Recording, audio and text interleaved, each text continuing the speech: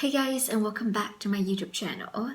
This week's topic is about mistakes because we are humans and we do make mistakes. Now, we do want to welcome new mistakes as part of life, and that's how we grow. We don't want to welcome old mistakes.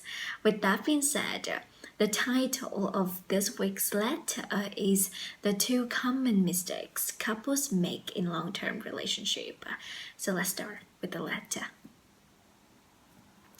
I have been working with couples and be around with other couples and myself in a long-term relationship. I noticed the two common mistakes people unknowingly make in their relationships, in their marriages, that I want to share in this week's letter. The first one is we are no longer as nice to our partners as we were to them in the beginning. A lot of us, we react. We yell or say certain words to our partners that we would have never said these words if we were meeting them for the first time. Basically, we take our partners for granted. We get over familiar with our partners and we expect our partners to do things for us rather than appreciate them whenever they have nice gestures, do nice things to us. This is one of the biggest reasons people fall out of love in their relationships. They don't feel appreciated, valued, or needed in their relationships. They end their relationships to find someone new, to happen to repeat the cycle over and over, the cycle of novelty and familiarity, and then boredom kicks in. Everything is great, easy, and exciting in the beginning as things are so new. You're still getting to know each other. The moment we feel like we know our partners enough, we show less interest and curiosity in learning about our partners. That's why it's crucial that we never stop learning and growing in relationships and in life, so that there are always things to learn, to share, and to discuss with our partners. Otherwise, the relationship stays stagnant. And if the relationship is not growing, then it's dying. Some manners that show you're nice to your partner is to use the word please. When you make a request, make sure you use the word please. You want to say thank you and sorry. The more time you and your partner have been with each other, the more important it is to say these words to show that you truly appreciate your partner, their presence, and the relationship, the marriage you have with them. It shows that they are important to you and you really value them. Now, the second mistake long-term couples tend to make is that they adopt the mindset that their partners owe them. This is a super deadly mindset to have because it affects your attitude and your action in the relationship.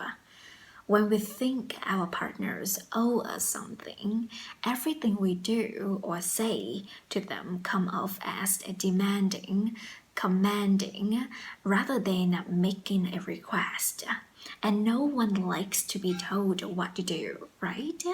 It attacks our ego, and our response to that often are always unloving. When ego is attacked or threatened, we become defensive, unloving, and we won't be able to hear what our partners try to talk to us. Blood now flows to the limbic system instead of frontal lobe, and we react instead of respond. In a relationship, we tend to sacrifice or do things that we don't necessarily like, but we do it anyway out of love and support for our loved ones. This is where we start to feel like our partners owe us, as we have done a lot of difficult things for them. We sacrifice for our partners without even let them know that we are doing it.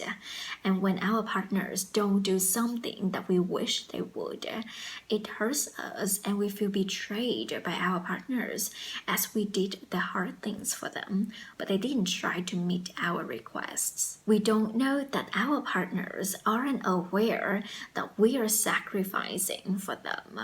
And when our partners respond to our accusation that they are selfish, they tend to defend themselves, that I didn't ask you to do it. We then feel even more unappreciated and hurt. In their defense that they are not selfish, it comes off as a denial to acknowledge the contribution and support we have put in the relationship. So to prevent this from happening, I always tell my clients to let your partner know what you're about to do for them or sacrifice for them, so you have the acknowledgement you desire. Or your partner may tell you to not have to do the things you are about to do in the first place. Often we make assumption and think that what we think is good for them is actually good for them without their consent. Maybe it isn't the best for them, and it will save you from having to sacrifice or building resentment if you let your partner know what you're about to do for them. If you feel like your partner owes you something, I highly recommend you sit down and let him or her know about this. Because right now, you're feeling like you have been fulfilling their needs with the expense, the cost of your own needs. It's important that you feel your partner contributes as much as you do, so no one walks in the relationship with entitlement or resentment. If you're in a long-term relationship, do you catch yourself doing any of these mistakes? And if you do, then it's time to address and try something new, another way of doing relationship than these two mistakes I just mentioned. I hope you gain some insights, something new from this video, this weekly letter. Let me know if you have any questions, concerns in the comment below, and I would love to get back to you as soon as I can. And I will see you in the next weekly letter, the number 4th. Yeah, number 4th, the 4th weekly letter. Take care and bye-bye.